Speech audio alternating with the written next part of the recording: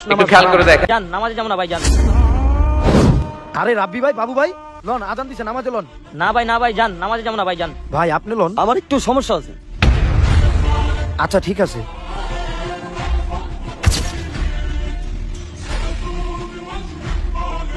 আরে ইয়াসিন ওই জায়গায় কি করে?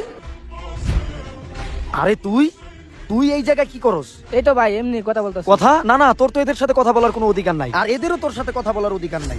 এরা মুসলিম হয়েও নামাজ পড়ে না, ভুলে গেছে নামাজ কালাম। তাকে রেসুসকে চলাই।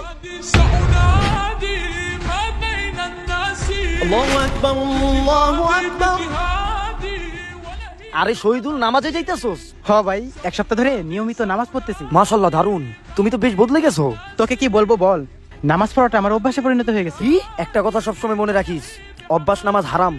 ইবলিসের সিজদা করা অভ্যাস ছিল, ইবাদত নয়। ভাই, অভ্যাস আর ইবাদতের ভিতরে পার্থক্য কি? আল্লাহকে মানা হলো অভ্যাস, আর আল্লাহর কথা মানা হলো ইবাদত।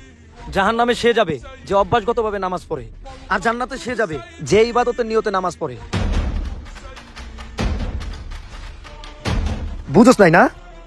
আল্লাহ তাআলা ইবলিসকে আদম সাল্লাল্লাহু আলাইহি সাল্লামের সামনে সিজদা করার হুকুম দিয়েছিলেন, কিন্তু ইবলিস তা অস্বীকার করেছিল, কারণ তার আল্লাহকে সিজদা করার অভ্যাস ছিল।